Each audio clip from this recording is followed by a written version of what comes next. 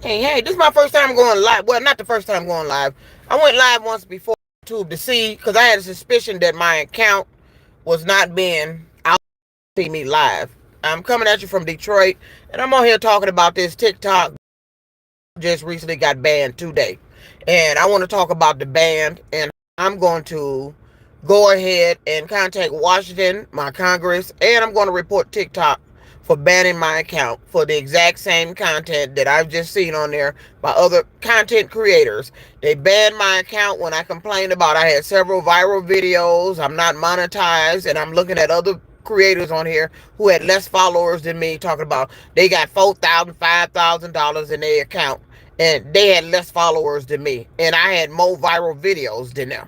I had several viral videos, and I ended up getting banned because I posted a video about the illegal entry going on in my apartment. I posted a video about how my rug was tracked up by the door and showing the tracks going down to the bathroom and the room where my son stayed in. There's nothing wrong with that video. Nothing illegal about it. Nothing. They used that content to go ahead and ban my account. They had already banned 3 videos before that when I was starting to talk about the P. Diddy trial.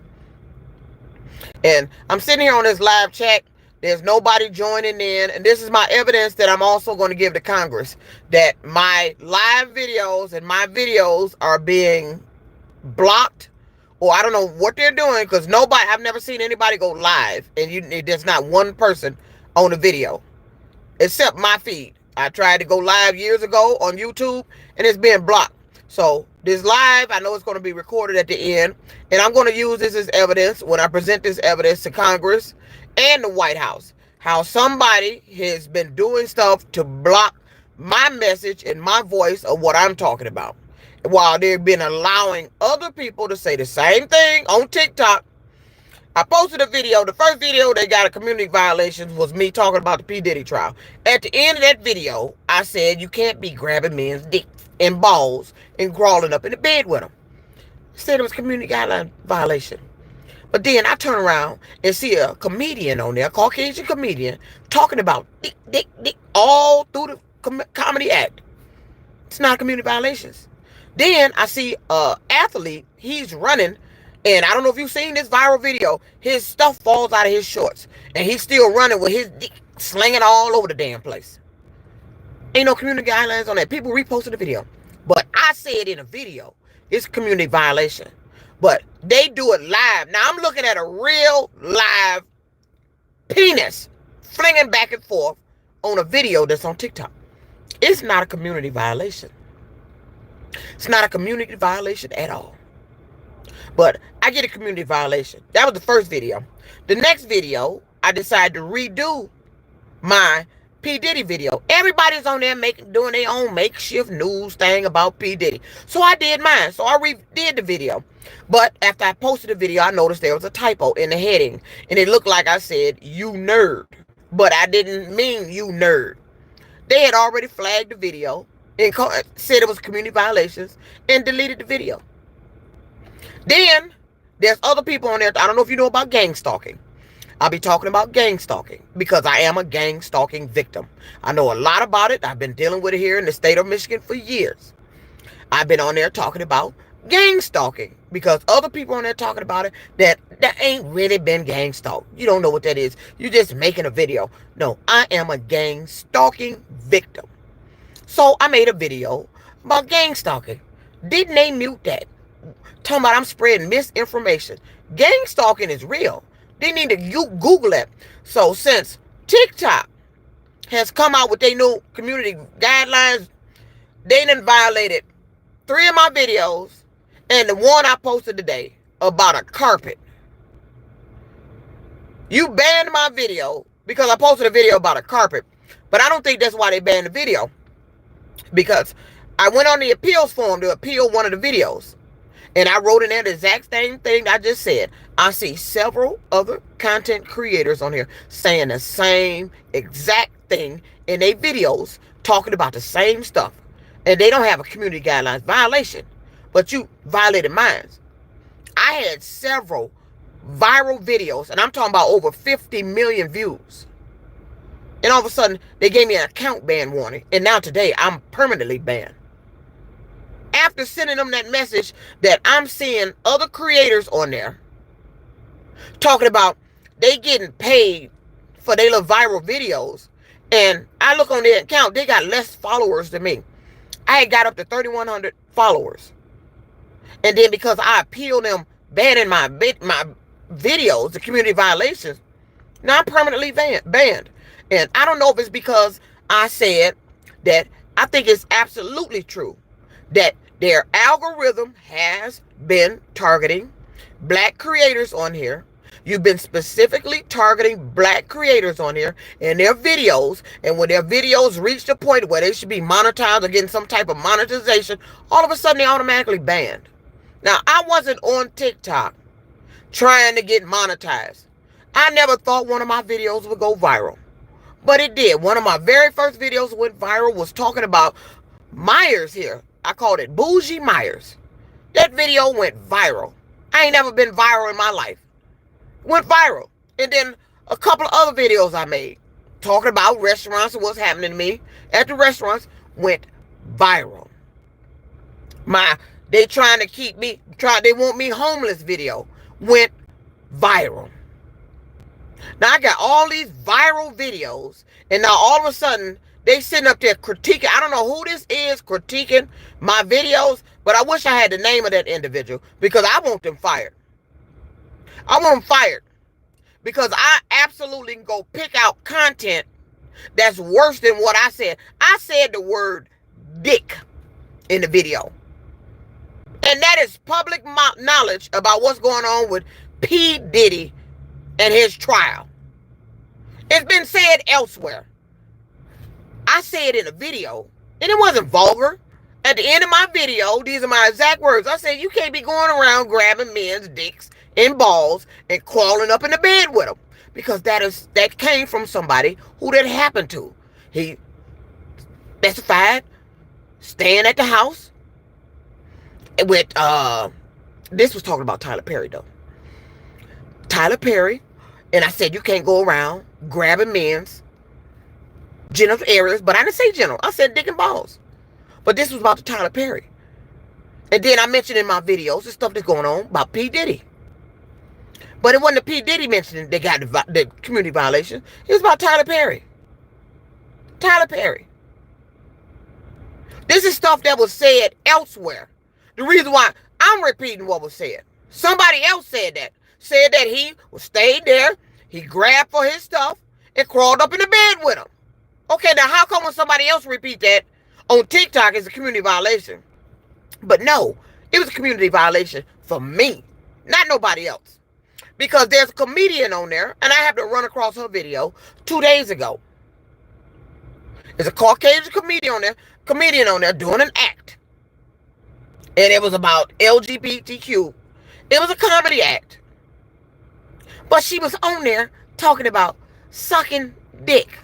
And she said that in her act several times on TikTok. And I'm sitting here boiling in my head. Now, this woman can get on here and do a comedy act talking about sucking dick. But I mentioned in a video, in a nice way, that you can't be going around grabbing men's dick and balls and crawling in the bed with them. Which is true. You can't. They don't want you doing that. But it was referring to the allegations and the current recent legal issues that Tyler Perry is having, which ain't been proven, but it's just a statement. You can't be, if that's what's happening, you can't be doing that. Everybody on TikTok voicing their little news reporter stuff about what's going on in Hollywood. But when I get on there, voice the same thing. I got somebody at TikTok that was specifically targeting my videos. And when you sit up there and ban my account today, after I posted a video about footprints in a rug and talking about it, there is absolutely illegal entry going on in my apartment. I have made police reports about it. TikTok is not going to community violation guidelines me and tell me I'm spreading misinformation about what's going on in my own apartment. I made a video about it. Matter of fact, I post my video on YouTube. And I'm going to post my video on other social media sites. So TikTok want me to appeal. They banned. Fuck TikTok. Because what I've seen on TikTok is a lot of people sitting up there being taken advantage of, making all this money selling this stuff, and then they turn around making videos afterwards talking about their money got stolen. They can't get in their account. Somebody hacked their account. That's all I've been seeing on TikTok. And I recently saw a young lady talking about she got paid. She woke up to her account with $4,200 something in it from TikTok. And so I slid the screen over to see how many followers she got. This girl barely had, I think she had just a little over 1,000, not under 2,000 followers. I had 3,100. And I had more viral videos than her. What I wake up to? 0. I had items in the showcase to get commission off of. Nothing sold. It looked like it was selling. The numbers going up. It's selling elsewhere. But when I check my account, the creator's affiliate program, still saying zeros. And that's a lot of that going on TikTok. It's a lot of people got stuff in showcases wondering why it ain't selling. I created a t-shirt outside of TikTok. You had to order it special off of Printful. Didn't sell. And I'm wondering why it didn't sell. You know what TikTok did? TikTok, after they new community guideline policy came out, went back and deleted my video to my t-shirt. What's wrong with a t-shirt video? The t-shirt video wasn't used by any of TikTok's video making equipment. None of that. I made it in Canva. Canva has special video clips that you can use to make videos. I used Canva to make a video about my t-shirt. And it'd been on my account for the longest. All of a sudden, they muted my video and deleted the other one. My t-shirt had nothing to do with TikTok. Now, I know why. People not selling nothing and not getting no money. Certain people not getting money off of TikTok. I can't make this shit up. I got banned off of TikTok for no reason, for saying the exact same thing somebody else that was mentioned all over the United States. How do you get banned for that? And I have the same, I believe it's the same individual watching my videos. And I'm sick of it. Everybody else on there talking about all this money they making on TikTok. But when I get on TikTok, I ain't making no money. I had one sale one time of a phone case. I got approved to sell. Somebody from New York had bought the phone case. I'm like, wow, I got a sale. So I'm thinking it's possible. My whole thought process about this non-selling and this fake crap on TikTok changed when I seen I had a sale. I said, well, maybe I can make it go with this. Till I started inquiring, who's supposed to send them the phone case? TikTok, on their little business account, got this application of certain products. And if you pick a product, you can apply to get approved to sell. Now, that's the part I didn't understand. After I applied to get approved to sell, where do I get the product? Am I supposed to be buying this product and have it stocked to sell? Or is this person I got approved from supposed to see that there's a sale of one of your phone cases and send it to them? You know what I heard when I inquired? Crickets. Crickets. I even went on another live person on TikTok and asked her in her live, I mean, where do you get the product from? I got approved to sell this phone case. We just made a sale. It's pending shipping. I don't have the phone case. I got approved to sell the phone case. Who sends the phone case? Nobody could tell me that. And now that's different. That's outside of they got 2 ways you can sell on here. 3 ways, really. You can sell your own product on their business account, or you can apply to sell a product that's already somebody else's on their business account. Now, and then you can also sell and get commission off of products somebody else already selling. So, I did the first one. I applied to sell a phone case and got a sale. And I had to refund that man's money. Because I don't know where the phone case is coming from. Who got the phone case? You got people applying to sell stuff, but they didn't accurately tell you where you get the product from. Okay, you go on the product list. It got a product list of 1,000 or more products. You pick one.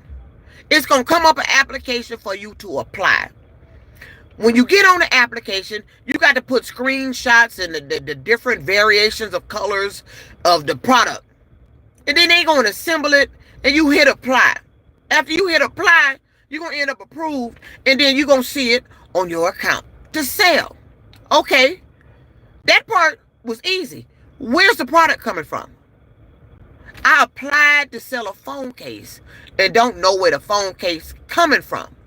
See, there's a difference if I had already ordered up a bunch of those phone cases and had them in stock, then I know I would be selling them.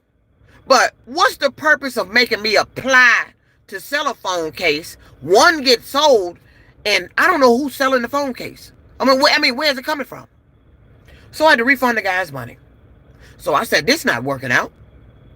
Well, let me get on the showcase then. They invite me to put products on my showcase. From what I see TikTok doing, they got these people putting products that are they products. You know, this is an Asian company.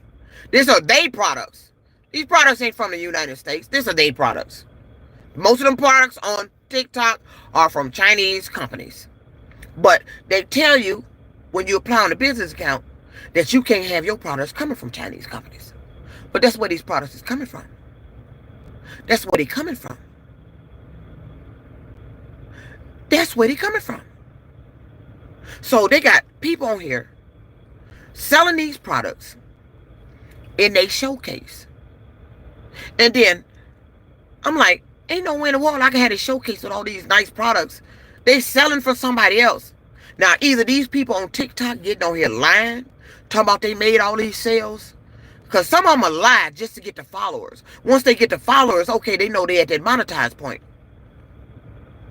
But they selling somewhere. I had that eyebrow trimmer. Popular eyebrow trimmer. Had in my showcase. Ain't sold nothing.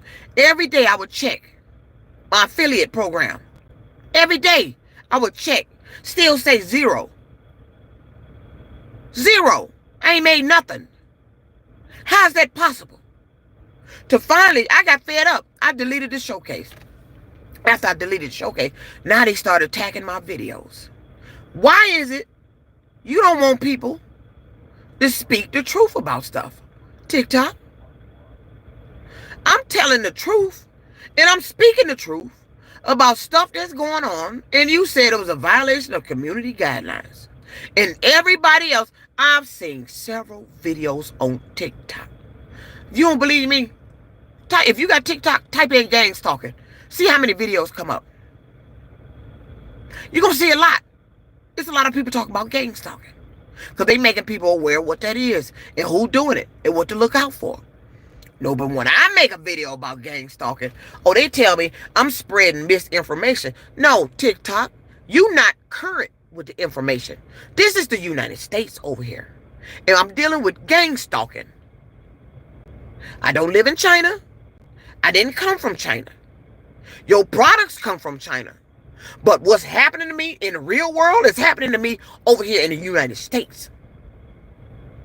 And I take offense to somebody sitting up here critiquing my video, telling me I'm spreading misinformation, and then all I got to do is type in the search bar and listen to somebody else talking about the exact same thing.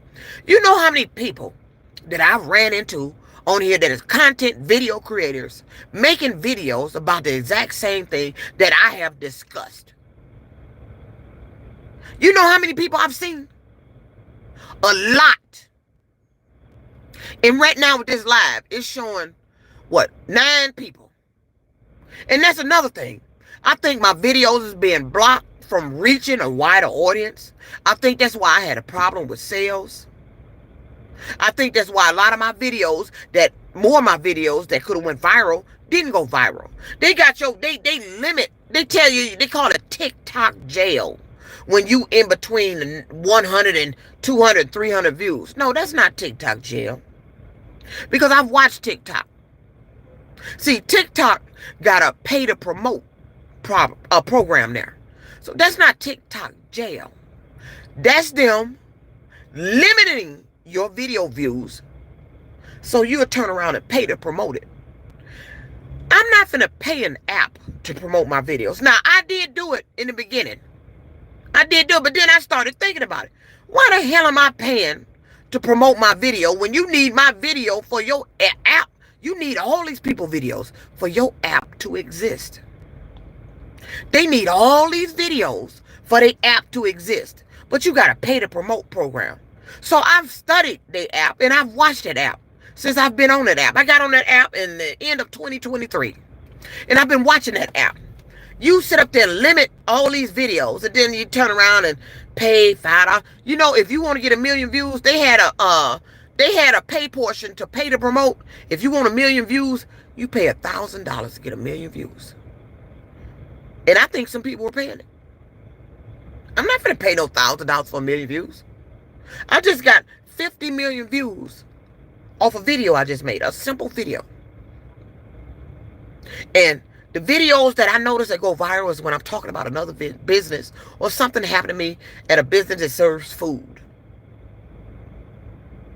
My videos that talk about stuff that's really happening, those rarely go viral. They get close to viral, but rarely go viral. And now, they said community guidelines. I don't know who these people are that they got reviewing people's videos. But there's several people on there talking about their account has been banned.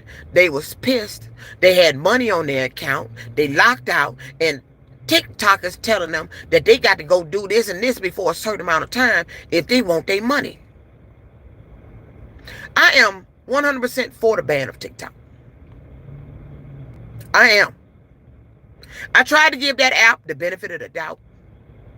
I tried to say that maybe they rush judgment. It's a lot of people on TikTok doing business, making sales. But there's a lot of people on TikTok lying about their business and lying about the money they making. There's a lot of stuff going on behind the scenes with TikTok. And there's a lot of people on there talking about they didn't get their money. I had just watched a video a while back about a girl selling cookies. Unique looking cookies. Looked delicious to me. She showed herself going to the post office, mailing out all these orders of cookies. And what happened after that? I had just saw the girl video the day before. The next video I see of her is talking about she had made all this money off these cookies and TikTok took her money. Can you believe it? So, I live in Detroit. You know, I wasn't looking to get monetized on TikTok. I really wasn't looking to go viral, but I was excited I did. And I've had several other videos go viral. And it's kind of ironic that they banned my account when I put in an appeal and mentioned that I have several videos that I should be monetized for, but ain't monetized because I don't have the following. But I've seen other people with less followers than me talking about they got $4,000 something in their account. All of a sudden, I get in the car and they're going to get me 2 hot dogs at 7-Eleven. I'm banned. What the fuck going on in TikTok? So now I'm pulling out all the stops. On Monday, I'm contacting my Congress. I'm going to contact the FTC. I'm going to leave a message with Washington, D.C. Because I'm for the ban of TikTok. If you're not going to let creators get on there and create fairly and equally, then you need to go ahead and go dark. That's what I got to say. Go dark. Get off of there. Because right now, your status as TikTok is iffy anyway.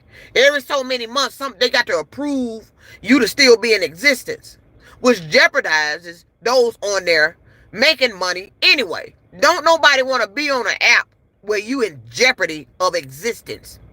You don't hear that about Instagram. You ain't hear that about Facebook. Though I've had this happen on Facebook. I've had somebody get on my Facebook and all of a sudden start watching my videos and putting this ban and violation stuff on there. I think it's a hacker. That's who I think it is. And there's a lot of people on TikTok talking about their accounts have been hacked. Yeah, been hacked and they money stolen. You know how much money these people have been making on TikTok? Those real ones. I ain't talking about the fake ones. Because anybody can go on Canva, make a banner, and post a dollar amount up there and make a video point. I made this month. I don't believe all that. Unless you can prove to the world that's what you made off of TikTok. I don't believe it. Now, it's some people, I could tell by the quality of their videos, the views. Yeah, you probably monetize. It's a couple on there that's just, they fantastic. They fantastic. They dress. I know definitely they monetize. Because I can tell by their videos. But the rest of them, no.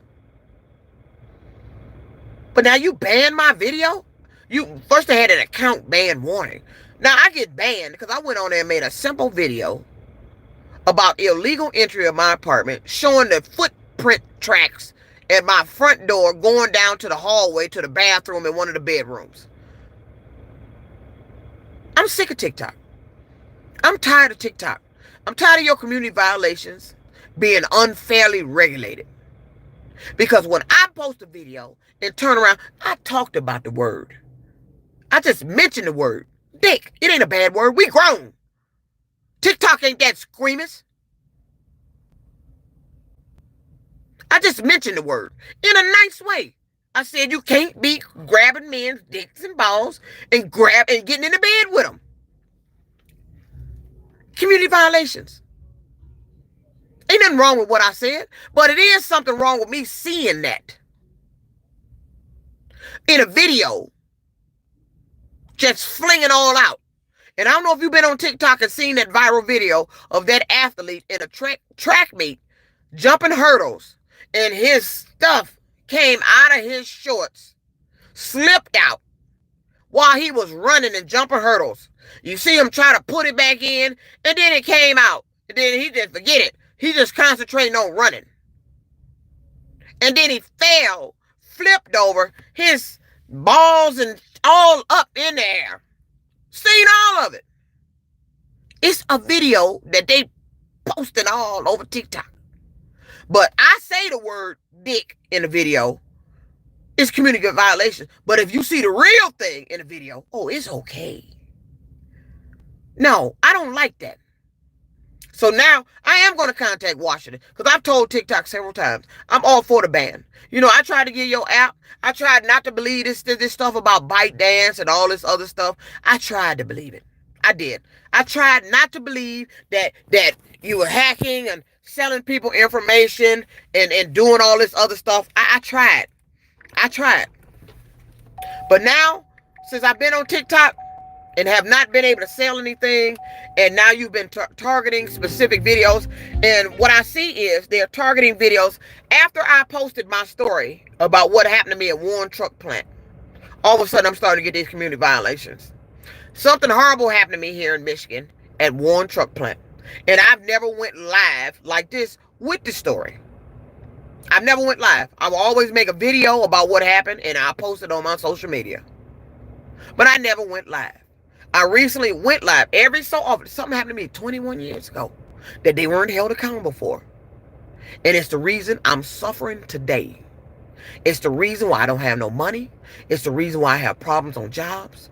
It's the reason I'm living the way I am today. You think I wanted to be? I'm 54 years old. I'll be 55 this year. And I'm broker than I've ever been in my life. Who wants to be broke at 54? Who wants to be out here working 7 days at 54? I drive for Uber. They lying on me here at Uber. Right now on my account at Uber, I'm at risk of deactivation because a rider decided to tell a lie to Uber, claiming that I was sharing my account and allowing somebody else to drive the car. Wow. I got a lot going on here. And ain't nobody doing nothing about it. I got a lot of unnecessary suffering that could have been prevented if they'd have just done something about it. But what I hear, we can't do nothing about your individual case. Oh, I already know that. 21 years, you ain't did nothing. But now I'm at Uber. See, when they find out where you work at, you start having problems. The more money I make, the more problems I have. I'm paying out every dime I make. I'm sitting here at 7-Eleven today. You know, I counted $9 in my pocket. That's all I had. $9 fucking dollars. I got, what, in the bank, I got, I think, $15 and $3 in the savings. That's it. But I had $9 cash on me and 5 quarters in the door. So, what can I get? I can't go buy groceries. Went to 7-Eleven. 2 for $5 hot dogs and a $2.49 Slurpee to get out here and start my day. Because that's all I got. This is what they do when they find out where you work at. You end up broke. And now here I am. I'm on TikTok looking like it's possible that I can get monetized. I have at least 4 to 5 viral videos. 4 to 5 viral videos.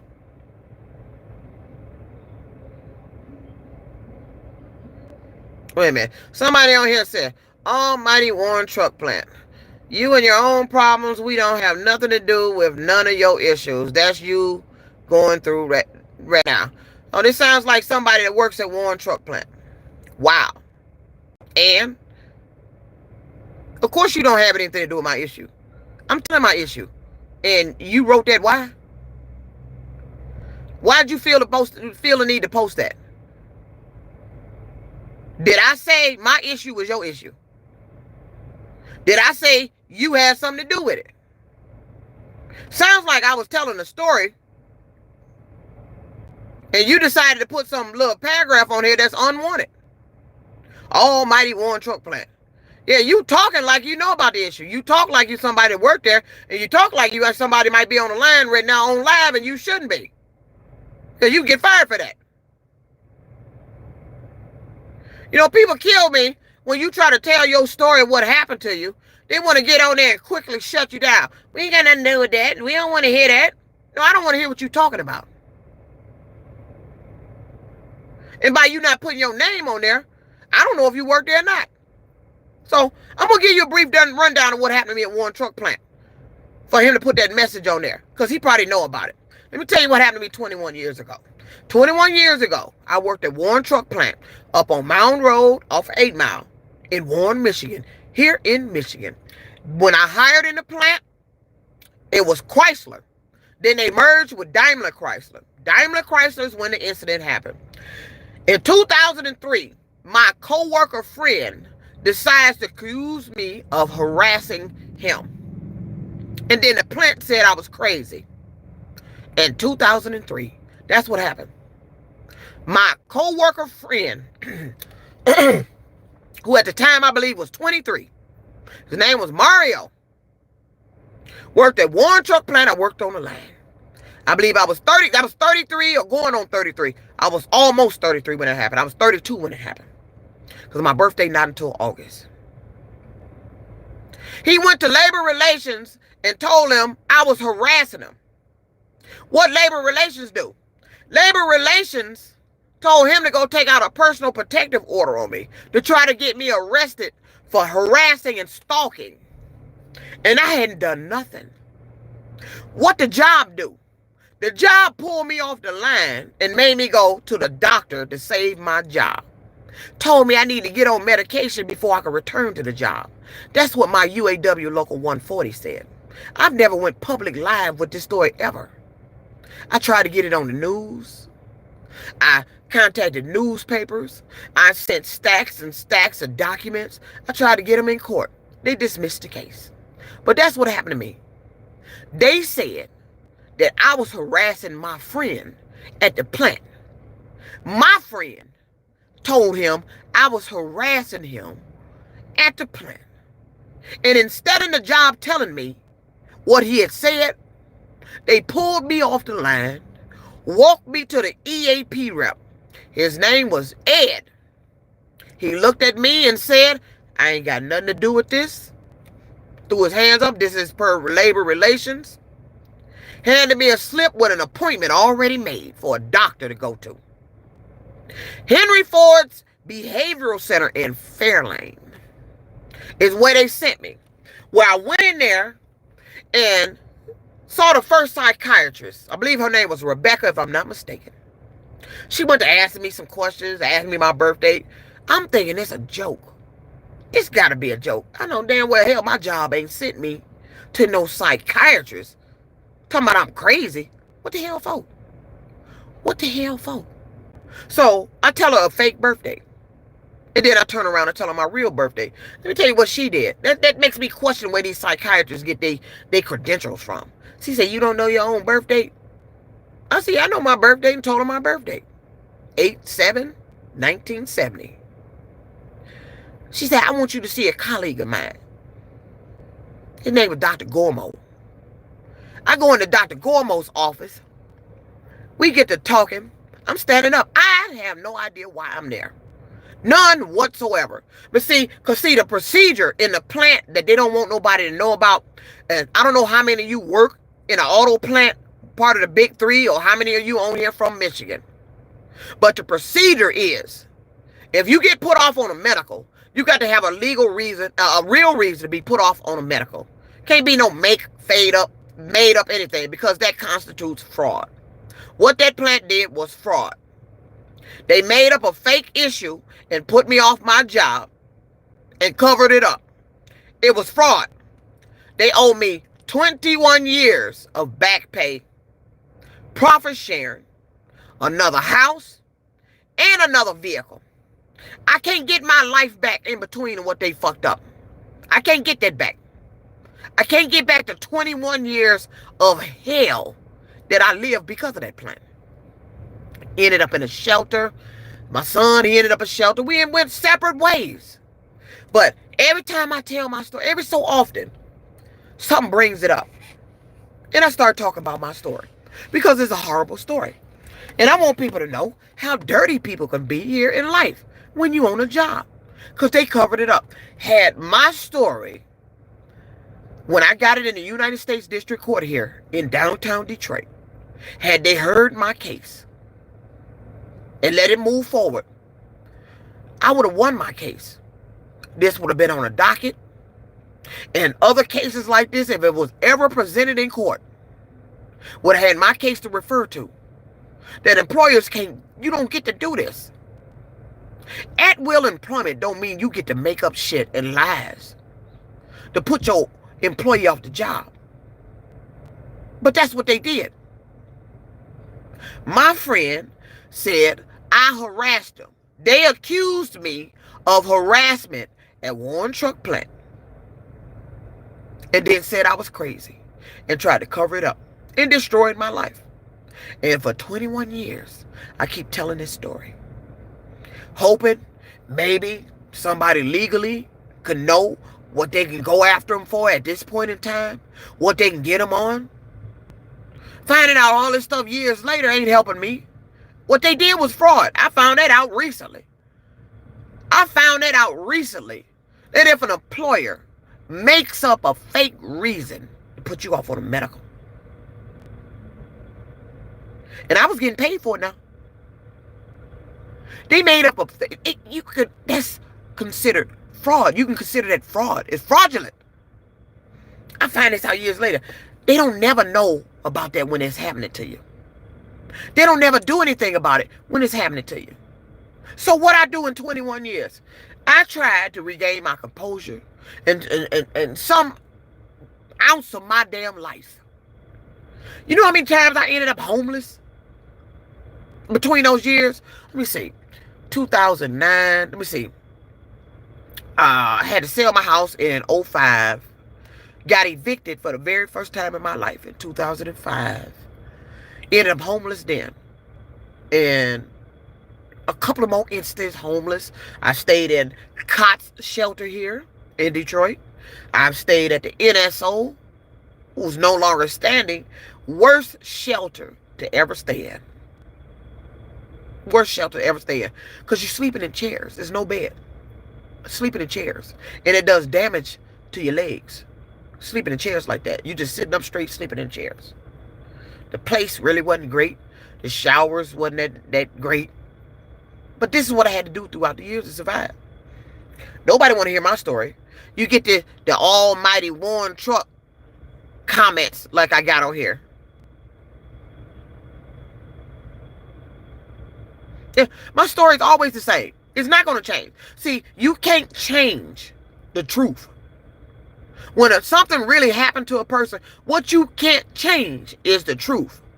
Now, somebody lying, a liar's story is going to change every time they tell it. Because what a liar can't do is keep up with the same lie that they told the day before, the week before, the month before. They're not going to remember what they said. That's how liars get caught.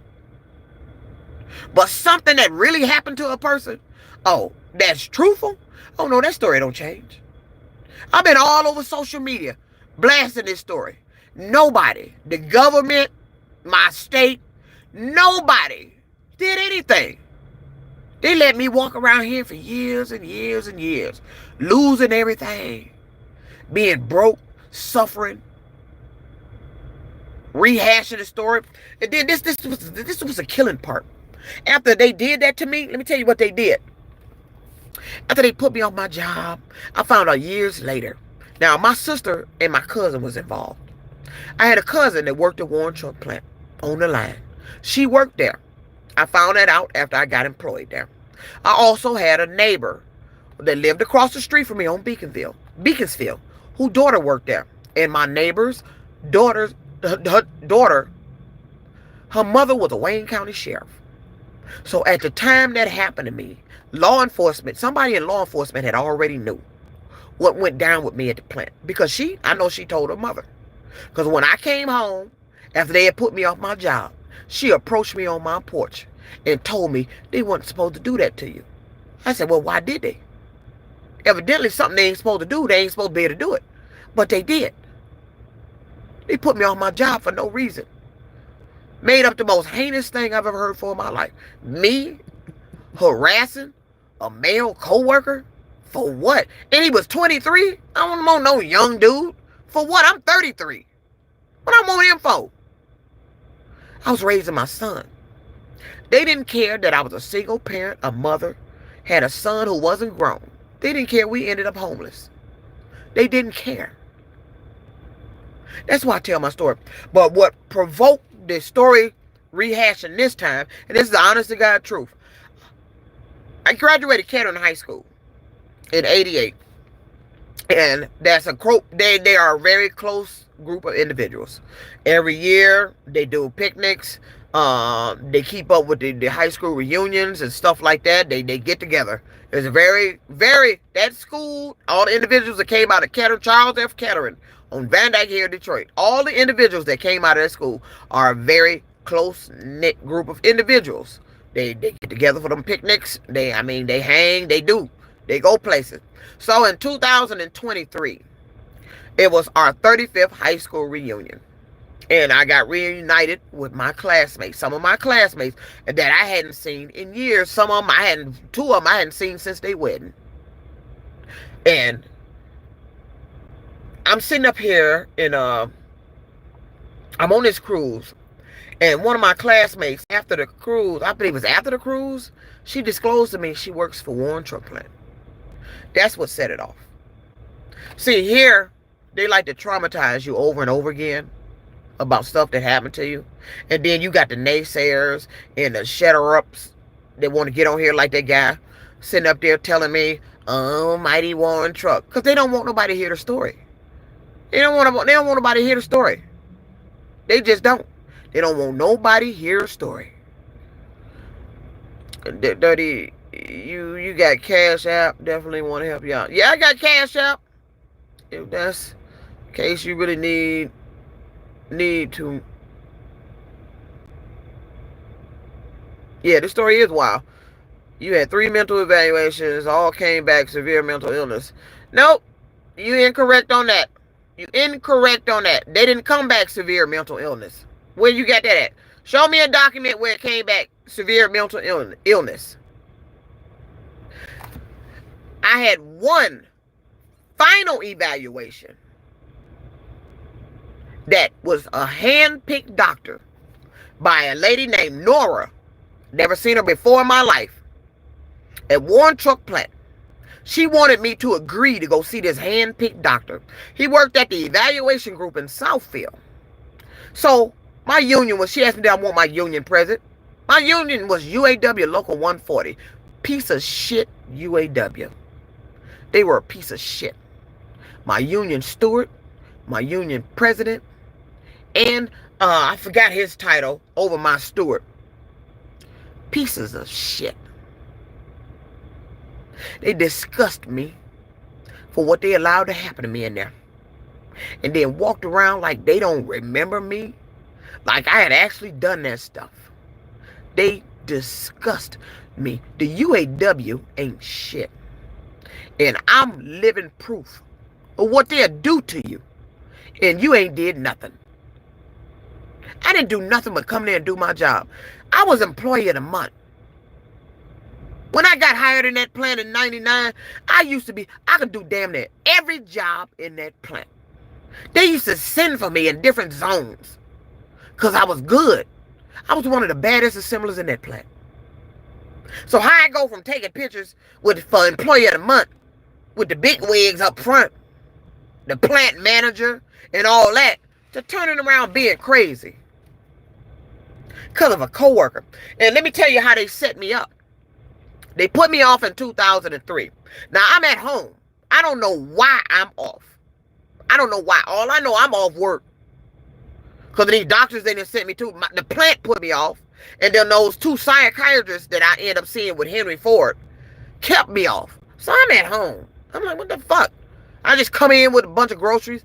I see a call. Back then, that's when landlines were still popular. Cell phones were just coming out, but we were still using landlines. I see a call on my phone from Mario. So I returned the phone call. Now, remember now, I'm at home. I don't know why I'm off. So I returned the phone call. Rebecca from Labor Relations at Warren Truck Plant answered the phone and said, this is a harassment matter. We are involved and you're not to contact this man anymore. That was the very moment when I started finding out why I was off my job. Harassment? Who? Mario? My friend? Who hooked me up with his boy? I was dating his boy. How am I harassing him? It was a setup. And I found out years later by somebody else running my mouth just like I'm doing now, rehashing the story. I was out riding with a buddy that worked for Smart. I used to drive Smart bus here. Riding with him. During my little homeless days, I was staying in the hotel. Me and my son was trying to maintain in a hotel, a motel, weekly rates. Because we had no place to go. So to kill time, I would get out there and jump on the bus. This particular day, we on the Grasher. He ran Grasher, the 560. We get on the bus. I don't know how we got on the conversation of Warren Truck Plant again. I'm talking to my buddy who drove the bus. His name was Kit. There was a Caucasian guy sitting back there, a passenger on the bus. They got in the conversation. He said, excuse me, ma'am, I don't mean to get in your conversation, but I was there at Labor Relations when that phone call came in. And see, and then he turns around and tells me, they set you up. They set me up. What are you talking about? He said he was in the office when Mario was up there in Labor Relations in front of Rebecca. And he told me, this is from his mouth. He was there. He said, Rebecca told Mario to call my house because she knew I was going to return the phone call. And when I returned the phone call, to hand her the phone. And that's exactly how it went down. I came home from the grocery store. I saw he had called. I returned the phone call. And she answered the phone. So I believed what he said. And at the time, I still had my court case going on at court. It hadn't been dismissed yet. I asked him, would he be a witness? He said yes. He was willing to be a witness. They set me up because I don't understand. How do you put somebody off their job claiming that they supposed to have harassed you, sexually harassed you, and they crazy, and then you tell this individual who made these allegations to call the person that they said harassed them? That's what Warren Truck Plant did. They told him to call me. When I got put off my job, I didn't have no paperwork, no nothing. That's the first in history in a plant that somebody get put off on a medical. You ain't got not one damn piece of paper telling why you off. No broke leg, broke back finger. You can't work, something. I didn't have nothing. They escorted me out that plant with a phone number to call the benefits, and it was already started. They didn't tell me nothing. And when I say I didn't know why I was off my job, I mean I absolutely didn't know nothing until after I was put off my job and I'm at home collecting benefits and don't know why. There's nothing wrong with me until that phone call. That's when I started finding out why. That's when I started finding out why. Warren Truck don't want this to get out. That's probably why my TikTok account got banned, because I started rehashing the story again on TikTok. That's probably why it got banned. See, when you're a corporation with money and you do dirt to people, I'm just one lone individual. They'll cover that up. They don't want nobody to know that, but they ought to be ashamed of what they did. I don't know how they sleep at night. They need to have a long conversation with God about what you did to me, how you walked around and covered that up and acted like I really did those things. And then after the court case it got dismissed, every job I had after that, I started having problems with. People started doing stuff, started harassing me in group texts, even here at Uber. At Uber in 24, I got falsely accused of inappropriately touching a rider and talking sexual. So where do you think that came from? Where do you think that came from? That's somebody that either looked up the court case or knew about the case or know me from social media talking about it and got in his car and thought you about to get some lawsuit money. Or she was accused of this. Oh, we got one right now. No, you wasn't getting no money. Yeah, accused don't mean you did. I didn't do nothing. But that happened to me here at Uber. Uber doing the same to me that happened at Warren Truck Plant. Right now, I got 2 emails where two riders then accused me of sharing my account, saying I wasn't the driver of the car. I got 2 emails right now. Then I got another email recently saying from a rider that reported to Uber that they had a little accident inside the car. What accident? I don't believe it was riders. I believe it was Uber. I believe it was Uber. I believe they have been misinterpreting or deliberately lying about these reviews. They dropped my 5-star from a 4.93 to a 4.80. And when that did that, they put me in a lesser paying bracket on trips. I'm getting 20% less on trips now because they dropped my 5-star. So if you're an Uber driver out there and all of a sudden you got a sudden decrease in your 5-star rating, that's what they're doing it for. If you drop under a 4.85, they're going to put you in a lower paying bracket. I'm a diamond status here. I'm still technically diamond because of the trips I do, but I'm Uber Pro because of my 5-star rating. And that's all to pay you less. That's what that's for. They don't tell you who said the stuff. They ain't going to give you no information about nothing. They'll lie to you and talk about they don't know who said it. Yes, they do. Because when I got falsely accused of touching somebody, oh, they knew who did that. They knew who said that. You know what they did? Put me on my job for 5 days. Not making no money over a lie. I was furious. Tried to get an attorney then. I don't know why these attorneys, every time I call them, won't take damn case. Nothing. Same with Warren Truck. But I did get one attorney. I did have one attorney when I was at Warren Truck. She was in Pontiac. But I ended up releasing her. Because when she sent information over to Warren Truck Plant to try to find out why I was off, they started playing games with her. Started telling her she contacted the wrong department. So I'm like, you need to be gangster going up there with what they did. So I ended up releasing her. I didn't have no more money coming in anyway. All of a sudden, that money of my sale of my house, it ran out. We got evicted from that apartment. Story of my life. Don't nobody do nothing. Don't nobody do nothing. Maybe go back to bus driver. I ain't gonna make no bus driving. They ain't make no money bus driving. I should have stayed there instead of going to Warren Truck. I ain't going back no bus driving. I made more in Warren Truck than let's see, when I leave a job, you don't leave a job making a certain amount of money to go to another job making less money. You always make your moves higher. It makes sense for why you leaving. When I left bus driving, I went to Warren Truck Plant. Though I took a pay cut, but in the end, when I got my pay raises, it benefited me. I made more, much more than what I did and had better benefits than when I was at the bus. But if I could have predicted leaving Smart Bus and going to Warren Truck, that almost 5 years later, what happened to me, what they was going to accuse me of was going to happen to me, I'd have stayed there driving the bus. I'd be retired now. I'll still have my house. I wouldn't know about none of this crazy shit that's going on.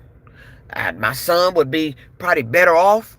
You know, when you destroy a family, when you do stuff to people, it don't just destroy that person you do it to. It destroyed the family. I hadn't talked to my sister since that happened. Last time I spoke to my sister was in 2003. Ain't spoke to her since. And that gets me to another story. My sister and my cousin knew about what was going on with me in the plant. You want to know why? Because the plant decided to use my emergency contact to contact my sister to tell her what was going on with me in the plant, instead of telling me what was said about me in the plant so I can squash this shit. The plant didn't tell me nothing. Improper way to handle things. You tell me what the fuck going on with me on my job before you tell anybody in my family or go to my emergency contact. When you use my emergency contacts, I better be on the way to the damn hospital. You don't call my emergency contact because somebody made up a story because I was talking about I'm crazy or harassing somebody. That's not use of emergency contacts. And get this. This the slap in the face. After all that went down, years later, I found out through my son that after Chrysler got rid of me. Now, my sister works at Chrysler. She works out at the Sterling Heights plant. They done replaced her with me. I'm like, how the hell did my sister get in there? She was involved with this. You called her telling her about what's going on with me in the plant. And you hired my sister in there? And this is what I found out on the cruise in 2003. What set it off this time, the reason why I done rehashed the story. One of my classmates now works at Warren Truck Plant.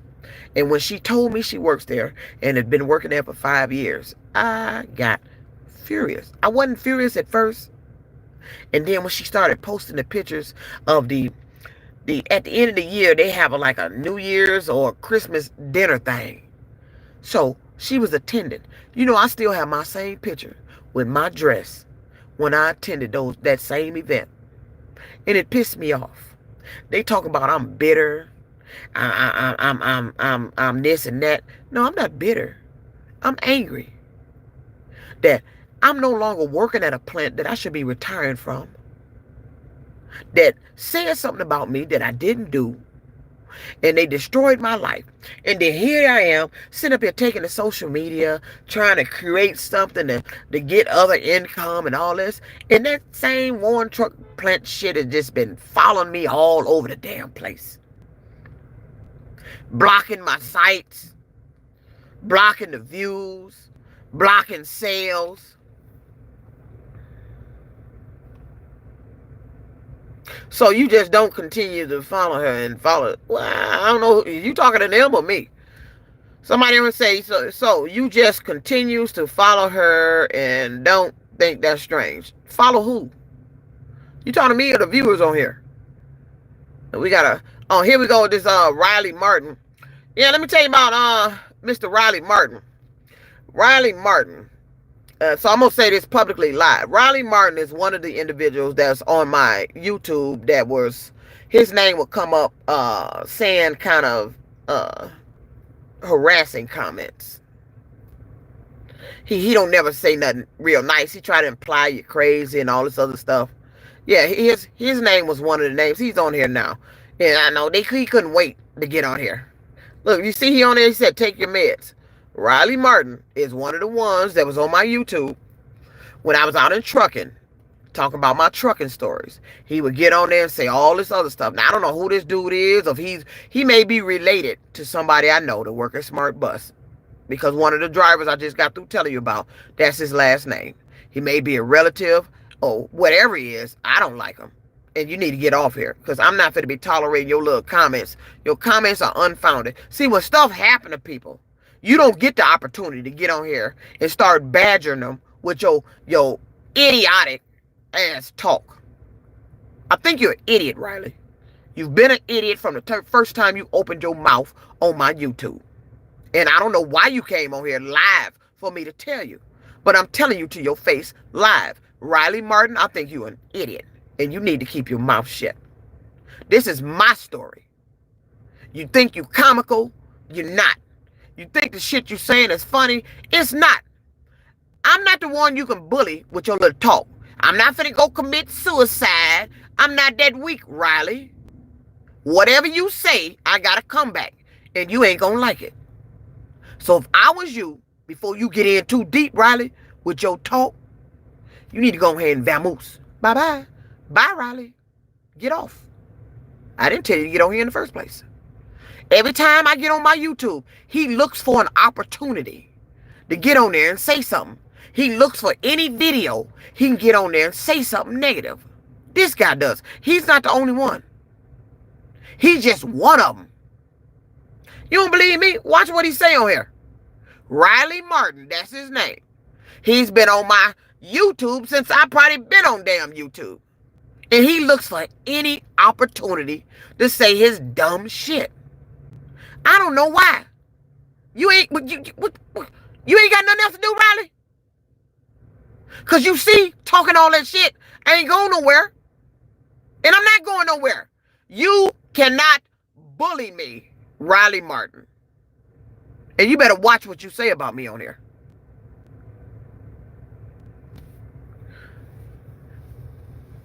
Yeah, ooze. Sound like a kid. You need to go have your ass at school if he is. Get off here. Whoever you are, you sound immature. Because the stuff you say. See, I don't get on people's site when they telling their story about what happened to them. I don't say that it happened and a blah, blah, this, blah, blah. I listen. I listen to their story. See, that's the problem with people. You don't listen. See, when people don't listen to what happened to people, nothing gets done. And that's what happened to me at One Truck Plant. What they did to me was so embarrassing to that fucking company that they covered it up. They don't want nobody to know they did that. They don't want nobody to know they made that terrible mistake of accusing me and then putting me off my job. And I was one of their best workers. But it wasn't a mistake. It was deliberate. See, a mistake you correct. But if you continue on doing the same mistake till it gets final and it's worse, it's not a mistake anymore. It's deliberate. Talk about your father's paranoid mental health when he was alive. Man, who the hell is Daniela Rose? Let me tell you something, Daniela. My father's dead. He died in 95. So is your comment. Bye-bye. Because if my father was alive today and you said that, I don't think you'd like it. Because my father didn't play. Have a nice day. You a lady talking about a man. And that's my father. And I don't play. Shut the fuck up. And get off here. Bye-bye, Daniela.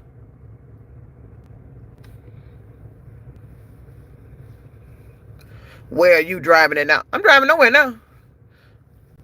Let me tell you why Riley Martin knows so much about my Chrysler. See, he got on here code 31. You know why he knows so much? Because he's been following it. Riley Martin is a stalker. Let me tell you something. Let me tell you how to identify a stalker in your social media.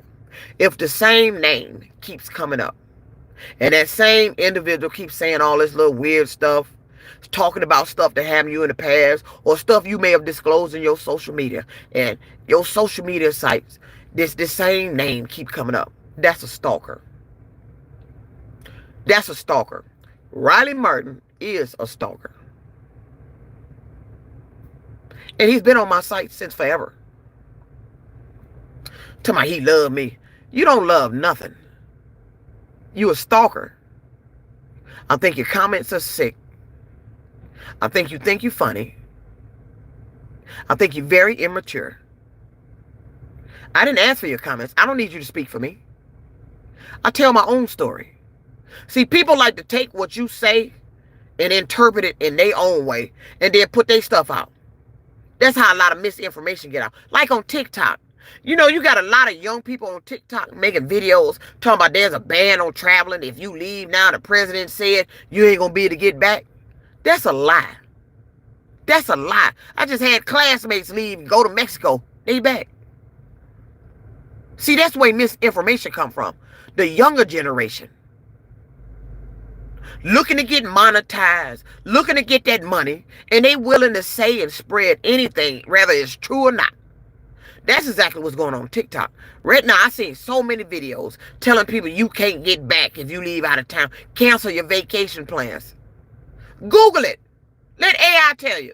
I Googled it. Did the president put a ban on travel the way you can go and can't get back? He said no. That's talking about people who are immigrants, immigration. They the ones that's going to have difficulties getting back because of his policies he put in place. I'm not an immigrant. I can go come as I please.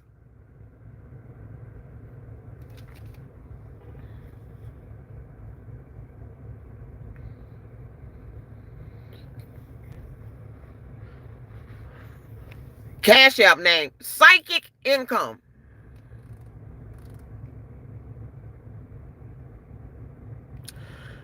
Public document. See, let me tell you about a stalker.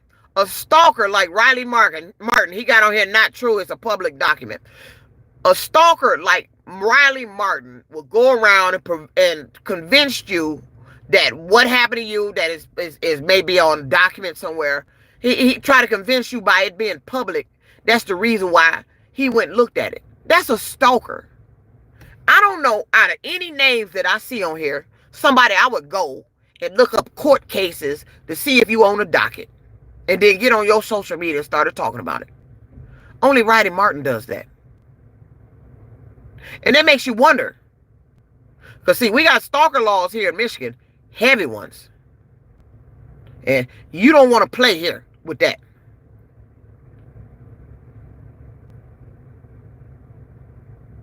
Yep, that's his psychic income. Psychic income.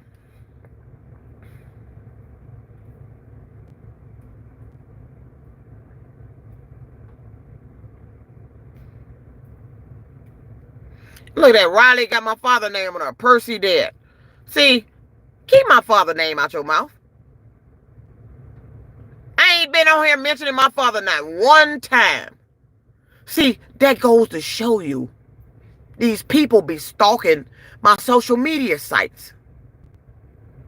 My father's dead, Riley. Why are you talking about him? But I can make sure he visits you tonight. I really can. Sleep tight, Riley. Because my father don't like nobody messing with his daughter, whether he alive or dead.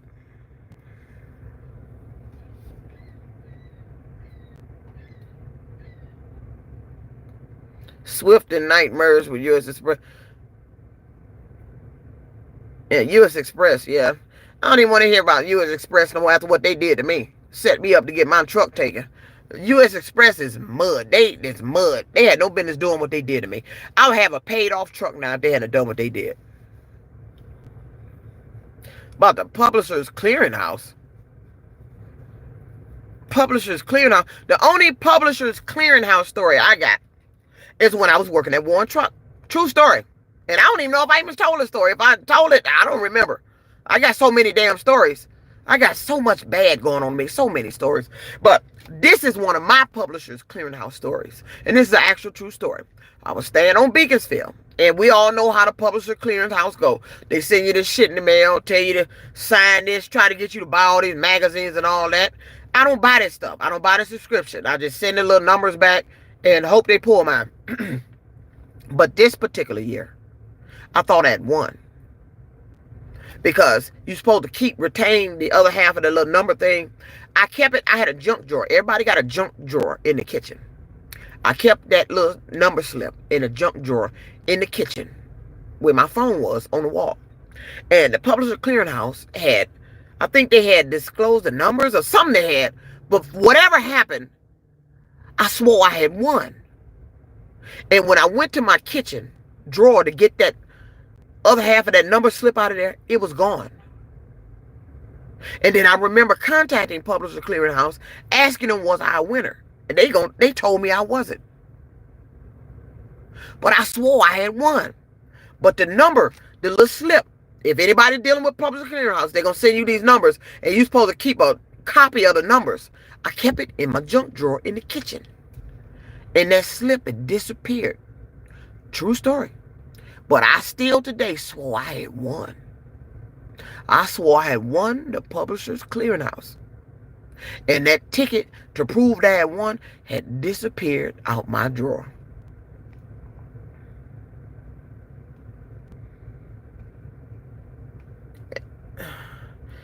You in the hoodoo?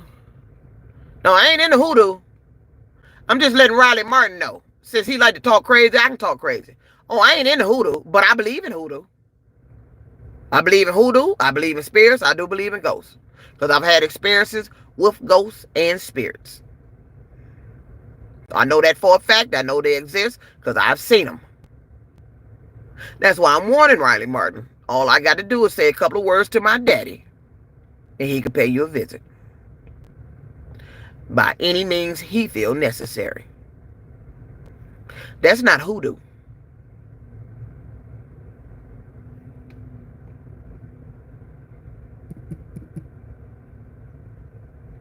Chicken bones.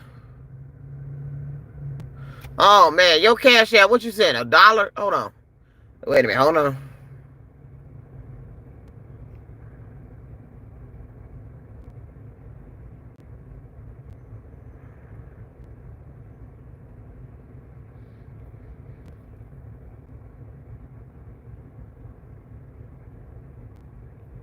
Boy, man, Love Trucking. You really wanted to put that on there for me to tell what you sent? See, if you're going to help somebody, help. Don't ask for a cash out for bullshit. He sent $1. The one that asked for my cash out sent $1. Then he just sent $6.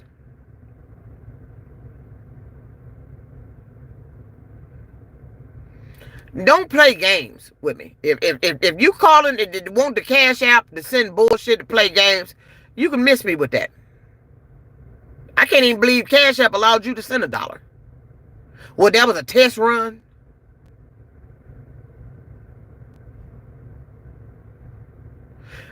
I don't beg for help. I appreciate any help. Now, if you volunteer and offer the help, that's on you, and I thank you for it.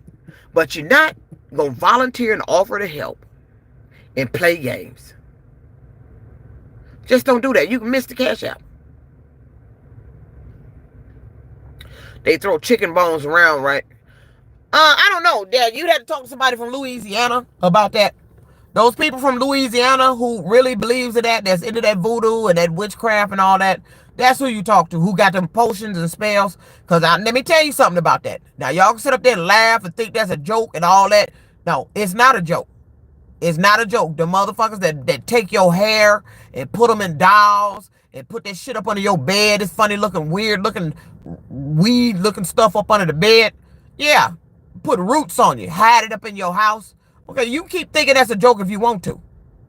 When stuff started happening to you, you got pains, mysterious this, mysterious that. Yeah, somebody you done mess with and put some roots on you. Because I do believe in that. I don't play around. I don't mess with those people that's from Louisiana, that's into that voodoo and all that stuff. Because that stuff is real. That stuff is real.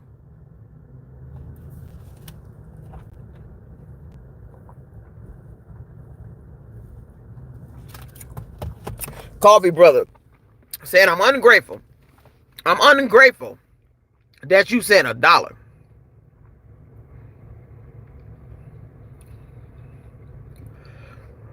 You got to put a $ in psychic income. That's how Cash App goes. See, I'm the one that's not Cash App literate. I don't really use Cash Apps. I just got it because other people use Cash App and be talking about, do you got Cash App? You got to put a $sign in front of psychic to use Cash App.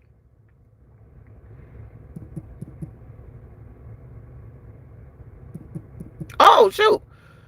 Oh, thank you, Shonda. Girl, you didn't have to do all that. Thank you. I appreciate it. And I'm not going to disclose what she sent. Generosity from the heart is appreciated from anybody. Generosity is appreciated. Thank you once again, Shonda. Girl, you didn't have to do that. I really do appreciate it. I really didn't get on here to get Cash App or money. I'm just on here telling my story because TikTok had pissed me off. And I've been struggling since I've been on YouTube. I don't know how many of you, my followers, has been on here, but I've been on YouTube for a long time. And it got so bad that I had to get, what's that, GoFundMe. And I got a story about what happened with GoFundMe. Somebody on my YouTube decided to get on there and said I was lying, and then my donations stopped. And I was going through a real hard time. I was about to lose my apartment. Just like now. Almost lost my apartment again. I've been going through this for the past year. I actually got court fees filed. I had to pay. They filed me in court this time because I couldn't get the rent in by the deadline. But somebody decided to get on here and talk about I was lying. I wasn't lying. I don't lie about anything. I don't beg people for money. I don't ask people for money.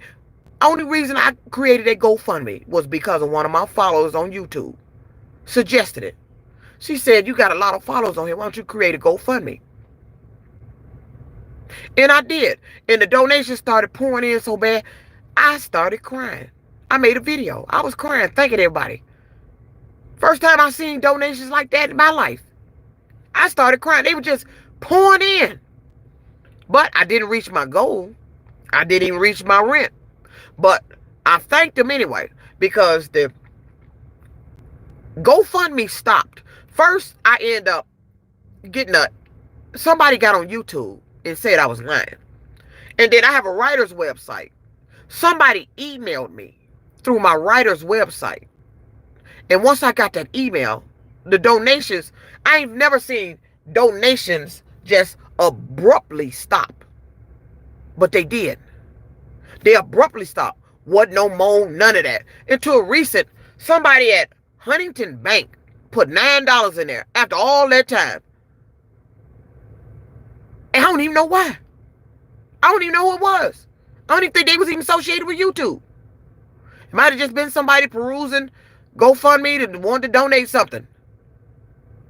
But I thank anybody and everybody who's donated. I'm not an ungrateful person. I've never been ungrateful at all. But that's what happened to my GoFundMe. And all those that donated since I'm live. If you own it, all those that donated to my GoFundMe, back when I had that GoFundMe, I thank you personally. Once again. But I don't know who it was that got on here and told that lie and said I was lying. They got the donations to stop. You know, it's some hateful people out here. It's hateful people. And I see these individuals just determined for me not to have any money. I go through a lot for no reason.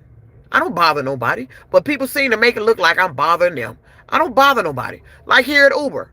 You're going to talk about how you going to sit up there and lie and tell the company I'm sharing my account and letting somebody else drive the car. When the company periodically asks for photo identification of the driver. They tell you to take a picture before they let you go on the app. Uber had several ways to identify who's driving. As soon as that complaint came in, they should have requested a picture of me. But this is what they do. They let drivers, the riders, lie on the drivers, and it end up affecting your 5-star, which they critique you by, and it determines what kind of money you gonna make. And once they start dropping your 5-star, and it get below that 4.85, you in a different pay bracket now. You can be a diamond driver all day out here driving your ass off. Now, what I'm seeing is I'm driving more miles for less money. I drove, yesterday I was so pissed. I came out here. It's 6:52. I should have been started. But I'm tired. I'm fatigued. I'm working 7 days. And I'm tired of trying to get up money that's going out on bills. I'm tired. Every dollar I get is going out on a fucking bill. I can't do nothing. All of 24. Couldn't do nothing. Couldn't do nothing. I had a trip. My high school classmates was planning to go on. I started paying on the trip. That's when my 5 stars started dropping. Till it started getting so bad, I had to tell her I can't go. But I have to finish paying the trip because she signed a contract for all those that's going. And if I don't finish paying, she's going to be obligated to pay. And I'm not going to have no problems with her and her husband because I said I was going to go. I didn't think Uber was going to do this shit again. But they are. But now, I'm finna lose out on a trip. That money I paid for that trip is gone. Because I'm not going to be able to go because of what's happening here at Uber. But see, that's what they do. And I noticed that. Even with my high school reunion, I wasn't even at Uber. I mysteriously lost that trucking job when I started paying on that damn cruise. That's what they do. When hateful people and haters don't want you to do anything, or then they got a hold of you so tough, that's what they do. They start doing stuff to affect you. You ain't gonna have no happy life, no lovely life. You ain't gonna be able to do nothing. I'm wearing the same clothes. I ain't bought no clothes. I barely can buy clothes. I can't barely buy anything. But I'm dealing with it. Because I done been through it before. I done been through this before. I'm going to get through it, hopefully. But this was the first time I never thought I would get the rent in before she filed a court case. Now, that just happened. Now, I don't get the rent in on time. I end up paying a $100 late fee. But now, she ended up tacking on the court fees because I didn't get it in time by her deadline. End up getting it in after. You know what it's like. You already ain't got no money. And now you got to spend up the rest of your money in fees to pay late rent, taking for other stuff you got to do. Now, it's time for me to renew my driver's license. And I'm sitting up and debating if I want to keep my CDL. I'm never going back in the commercial industry ever. I'm never going to drive a truck ever again. Ever. And I'm debating, do I want to just drop all that and go back to an O? That's when I had a pleasant time. That's when I had a wonderful time. Life seemed a little bit more wonderful when I didn't have a CDL. But now, a truck driving CDL, A. When I had a B, I still had a wonderful life. I was a CDL B before I became a truck driver, upgraded to an A. I was already a CDL B because I drove buses. I had a wonderful life. I had a house. I ain't had no bank account full of money. I've never had that status. But my bills was paid. I wasn't wanting for nothing. My credit was decent. I was actually getting my credit back to A1. And then what happened? A Warren truck plant catastrophe. See, people sit up and believe people who lie on you instead of the person who's sitting there telling the truth to you. This is my true story. I can't make this shit up in a million years. And I wish God would strike me dead right now if I'm sitting on here telling a lie about anything I just said. Especially what happened to me at Warren Truck. Now, that's how serious I am. Now, I bet you Riley Martin won't say that. I bet you he won't get on there and dare God to do something to him if he lying. If he playing games. I bet you he won't do that. But that's what they like to do. They like to take those people like Riley Martin and the other one that brought up my father's name. Because you see, they put my father's name on there. Percy is my father's name. And let me tell you a little bit about my family. My father's from Mississippi. My father's mother just got a highway. I think it was in, 24 or 23? May have been a 22 when I got the notification. My father's mother, which is my grandmother, has a U.S. highway that was named after her in Mississippi. If you ever in Mississippi as a truck driver and you on the Winnie Frost Memorial Highway, that is my grandmother. That is my grandmother. That is my father's mother. I don't talk about people's parents. I don't talk about people's personal business. I let them tell their own stuff. You tell your own stuff. Who am I to sit up there and say this a lie and all that? I'm just listening to your story. Because sometimes people just want people to listen to their story. Ain't nothing going to come of it. They can't do nothing. They ain't in a position to do nothing. What a trucker going to do for me? As far as my story. Nothing. They can just hear, get a better understanding of me. And that's it. But you can't do nothing what happened to me in Warren Truck. Warren Truck didn't do nothing what happened to me in Warren Truck. The only person that's obligated to do what happened to me in Warren Truck, do something about what happened to me in Warren Truck, He just won Trump. And they're not going to do it. So they can take that guilt to the grave all they want. Have a nice time in hell because that's where they're going for it. Because when you want to make right and make amends about something that happened to you or something you did to somebody, you need to go approach that person you did it to and make amends for it. All this could have been prevented if they'd have told me what was happening to me. This ban at TikTok, I don't know why they did that. I haven't said anything in my videos that get banned on TikTok because my TikTok videos are totally different than my YouTube videos. My YouTube videos, I'm just wild and out there. I'm subject to say any damn thing. I'm just getting the message out. However it happened, I'm just blah, blah, blah, blah, blah. This is what the fuck happened. YouTube, I'm a little bit different with it because I don't want YouTube that way. I'm just playing around to see what'll go viral. And when I saw what kind of videos I made that'll go viral, I started making more and they went viral. And now I'm banned from TikTok from telling a true story about why my rug is dark at the front door entry. And one of them Asian video watchers decided to say, I violated the community guidelines. Oh, well, I've deleted your video and bye-bye TikTok.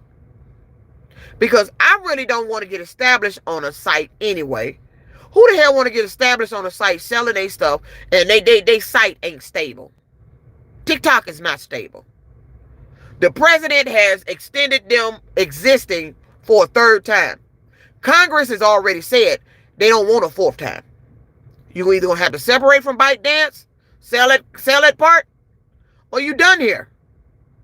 And then if more and more complaints start coming in from these TikTokers, creators, talking about their money getting taken, TikTok gonna be done anyway. So TikTok did me a favor. You can ban my account. I'm not crying over it because I'm not monetized.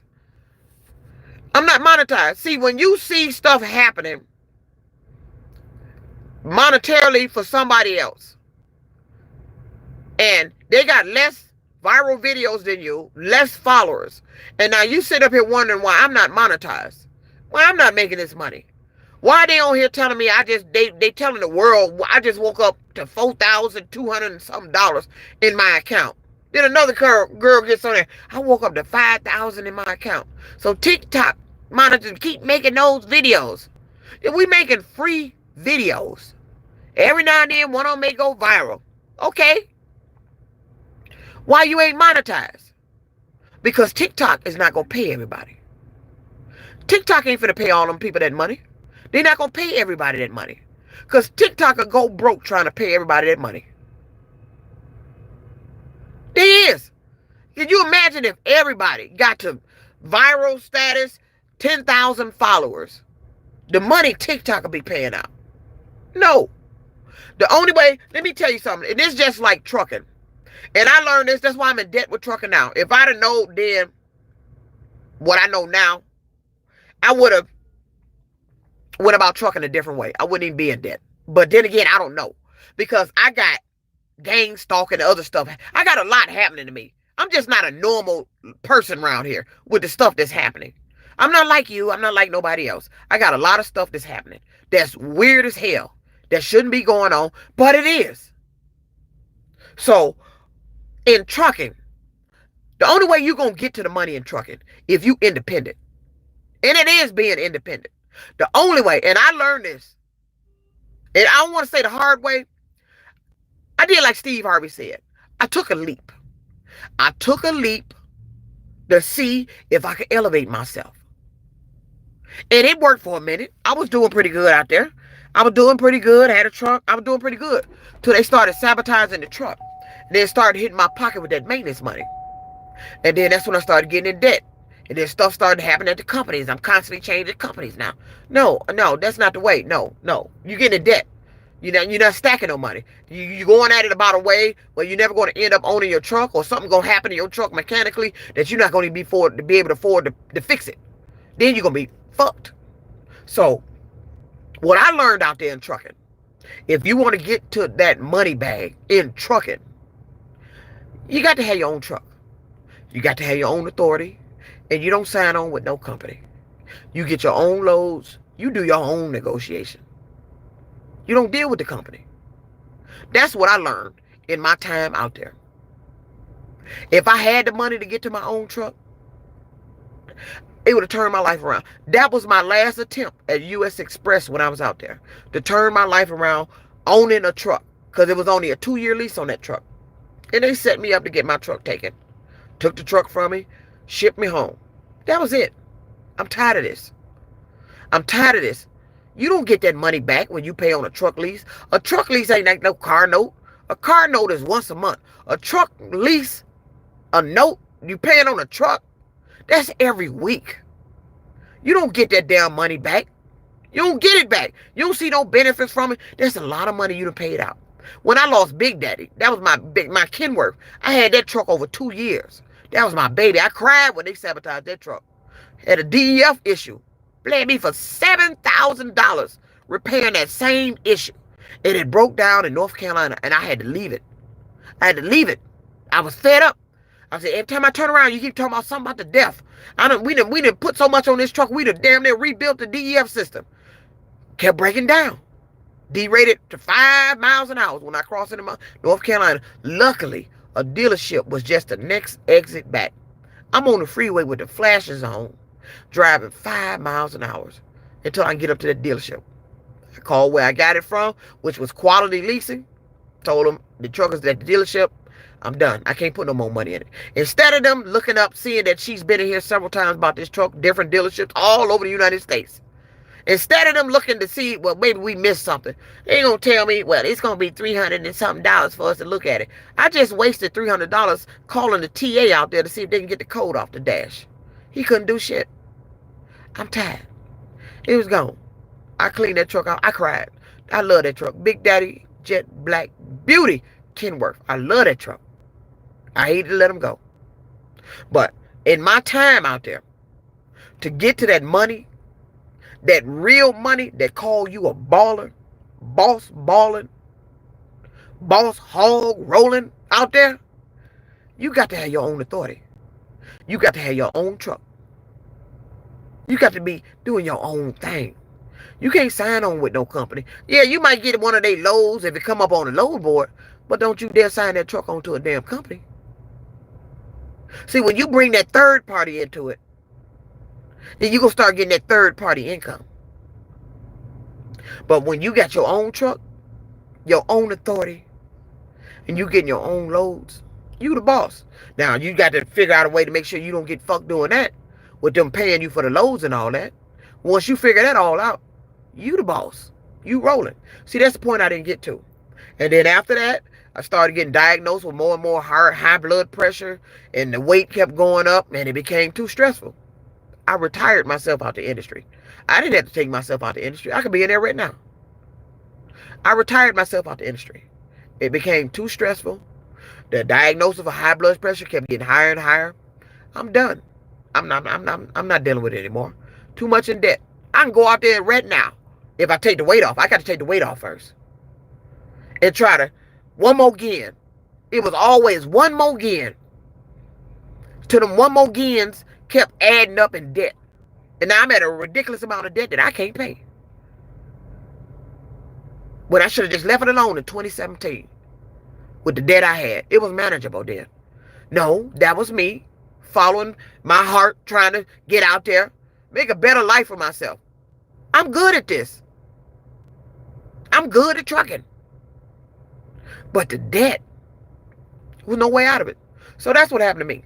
But if you out there trucking and you out there trying to make it, yeah, if you like being company, then company good. But I'm telling you, you're trying to be baller out there, it ain't gonna be company. You ain't gonna get the baller status being company, not driving no truck. You just out there seeing the sights, pulling the load. You getting experience, but you ain't finna be no baller driving no company. You got to have your own truck. And that's what I couldn't get to. That's what I couldn't get to. And I wasn't going to take out no loan to go get a truck. I could have did that. I could have went that route. I could try it one more time. I'm only 54. This trucker's out there, damn, they're 70-something years old. I done met a 70-year-old damn trucker out there. Looked like he really needed to retire. Still moving that truck. Ain't no age limit to trucking. Trucking is trucking. We're a different breed when you're out there. We ain't like average workers here. Truckers are totally different. Got a totally different lifestyle. It ain't like being here working at home, clocking in and out, 9 to 5 job. No, you running loads across the highway, dealing with highway situations and weather.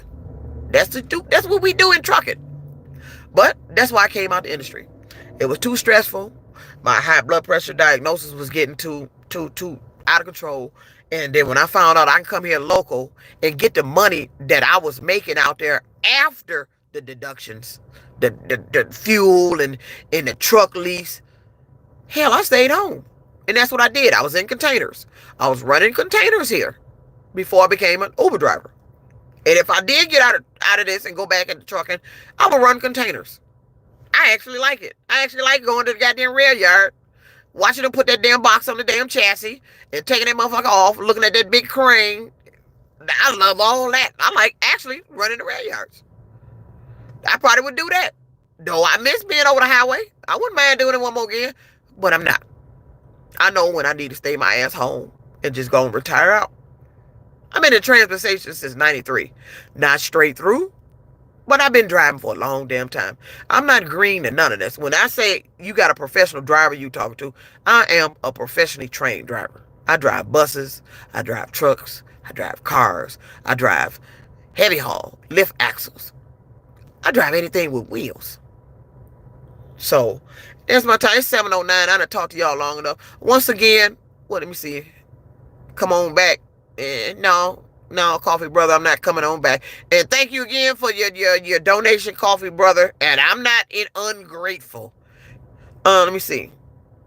Picked up a load in Milan, Michigan. Oh yeah, I've been up there. That's where our former mayor, Kwame Kilpatrick, was in jail at in Milan, Michigan. That's where they had him locked up at for that stuff he did here. Dirty, why didn't you pay your taxes when you was trucking? I didn't have the money to pay it. See, when you got money, you can do things. When you got money, you can do things. See, people bringing up stuff I ain't even mentioned. My debt, well, you know my debt is taxes. That's it. That's what it is. When you got money, you can do things. But if people doing stuff the way you don't have no money, or the money you got to spend in repairs to keep the truck running, I mean, it's only so far your money gonna stretch. I can't pull money out the thin air. I can't make money. I don't have no printing press. I can't make no money appear out of nowhere. Can't win a lottery, couldn't win it gambling. See, when you got money, see, that's what people got a misconception about people out here that's in debt. You think a lot of people out here in debt because they in debt because they fucked up. No, they didn't fuck up. It's things happening out here to people that you have you have no logical explanation of why they doing it. You have no grasp on the reality of what's going on out here. You don't have it happening. When people don't have what's happening to me happening to them, you don't understand it. You just hear people. You be on. I'm not the only one on social media telling these weird stories. Because I done seen other people. When I seen it was a gang stalking community out there talking about gang stalking, I said, well, goddamn, I thought I was doing something talking about it on YouTube. Hell, they all on TikTok with it. Gang stalking is real. Ain't nobody making this stuff up. See, that's the misconception. People think people lying all the time. Everybody not lying. Everybody tried to do the right thing. And as far as your question about the taxes, let me tell you something. I was in a payment agreement for my taxes. Then the pandemic hit. And that was the end of that. So don't say what I didn't do. I did do. It would still be doing. If that pandemic had not happened, I still would be in a payment agreement. But the pandemic happened.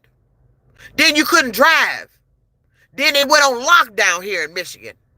For over a whole year, you couldn't do shit. See, people don't look at what you were doing. They only hear about the debt and think you wasn't doing. I was. I was in a payment agreement. And I was paying. I think it was $600 and shit. What, $625 a month? Until, I think, November, December. I think that's when I got let go of that trucking job. See, I got negative stuff working against me. It's like people, when they see you finally gotten the money to start taking care of some shit to get your life back on track, then they turn up the volume on that little dirty shit they do to you. I end up getting let go from I think, was it US Express? No, not US Express. I forgot who I was with then. I ended up getting let go from somebody, or something happened. No, I think the truck broke down. I think I had to leave the truck. Something like that. I forgot. That's too far back on that. But that was the pandemic was in 2019. I think it was November or December. Something happened. And I ended up back at home. And then I came back out. I was finna go to US Express. And I got mysteriously sick. And then I went out there to US Express and was rolling. And then that's when that pandemic shit started happening. I'm starting pulling those to the Walmart. They up there talking about they got to take my temperature and shit. They stand up there with masks on. What the fuck is this shit? I'm out there rolling now. It was just happening.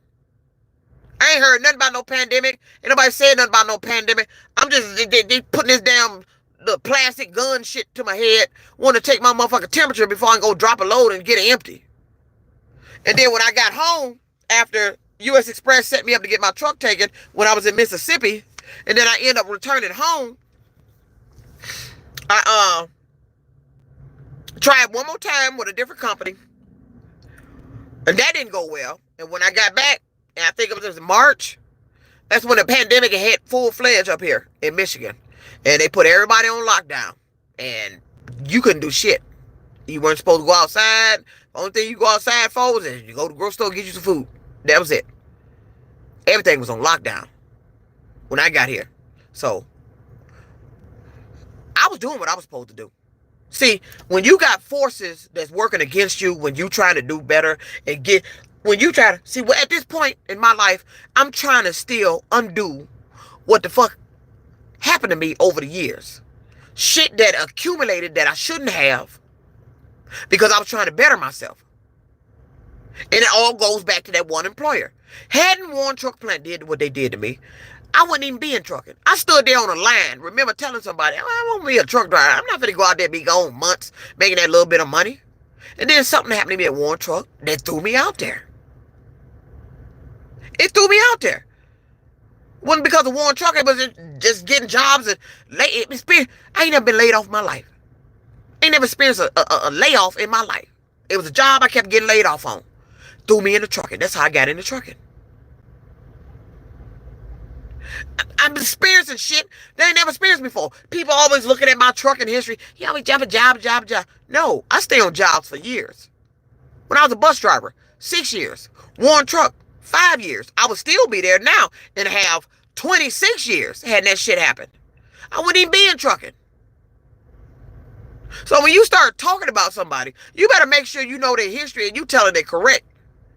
See, you get your information from other people instead of the horse's mouth. Why I didn't do anything. Yeah, I was in debt. You think I wanted to be in debt? When they audited me in 2017. That's how I ended up accumulating debt. When I did my tax, that's my first time in being independent. I waited till the end of the year to do taxes. I did my taxes. Thought they was right. Thought they were done right. But what happened was how I ended up with a debt in 2017 is that the disc I used, that those discs, what is it, the discs you pay for to do your taxes. I forgot what was it, TurboTax and all that shit there. What it had done when they went through the taxes to see what happened, what it had done, you could only claim, if you're going to do itemized, you do itemized, or you're going to do mileage. You can't do both. They saw where it ended up claiming both. I only did one. I do itemized because I know my biggest expenses was in paying for the truck, the fuel, and all that. I get more than off the mileage. Though I was running the hell out that truck, but I would get more off the itemized.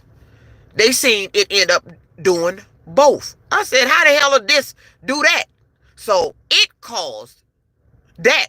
Otherwise, if it hadn't done that, I would have known I had a liability in the first place. But what I didn't do is when I accumulated that liability in 2017, I should have just ended going over the road trying to get a lease and all this other shit. I should have just stayed home, local, set the little payment agreement, which was less back then. It was much less. It got higher the more attempts I kept going out there to get back in trucking, to get the income to come in, to afford to have to make these damn payments. I can't afford shit now.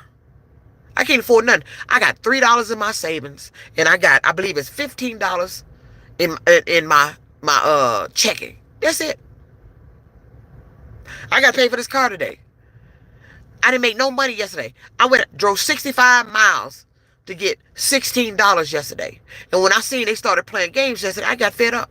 You get tired of coming out here trying to do right, and they making it look like you do wrong. They try to make it look like I was doing illegal shit. I'm doing this. All the money that was taken from me out the bank. All this weird shit that was going on. I don't need a husband. And that's a misconception. I'm 54. What is a husband gonna do for me now? See, I don't like when people say that. Talking about I need a husband.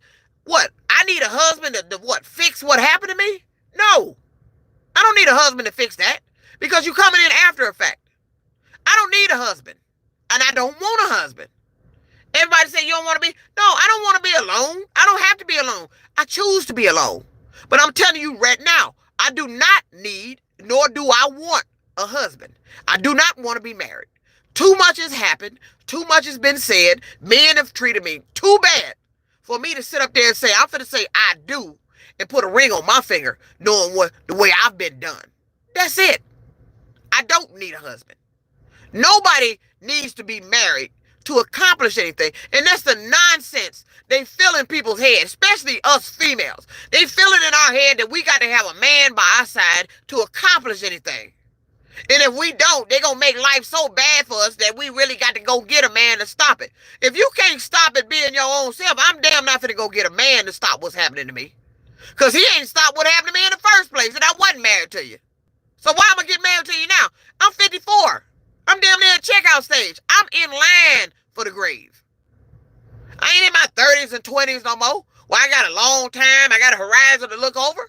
Shit, I'm getting in line. I'm lining up now. Shit, I'm 54.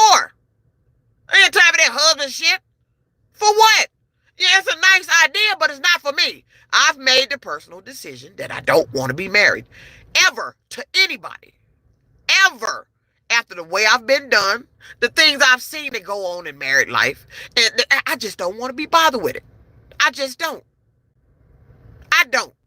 Because I know me. I don't. I'm content. So they just need to let me live my life the way I want to live. Quit talking about I need to have a husband. I don't need to have anything. That's a misconception. That's like telling a person, you can't be successful unless you go get married. Well, we're not going to give you the money you deserve until you go get a husband. Well, I guess I'm not going to get none of that then. Because you're taking the place of God now. You're not God. You don't tell me what I need. God does. If God wanted me to be married, I'd be married. See? You're not God. So you speaking like you God, but you're not. Whatever God wants me to have, I would have.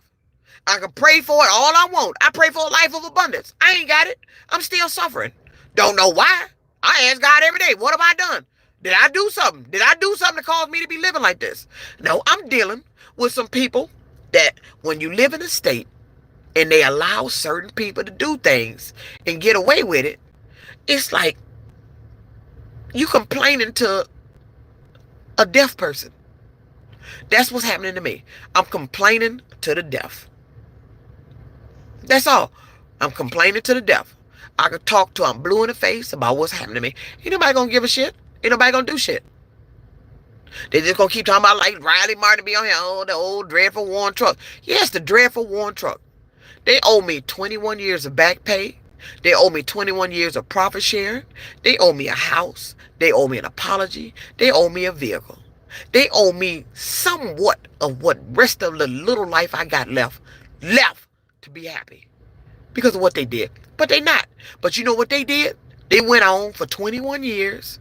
Their kids grew up, graduated school, had a wonderful life. What happened to mine?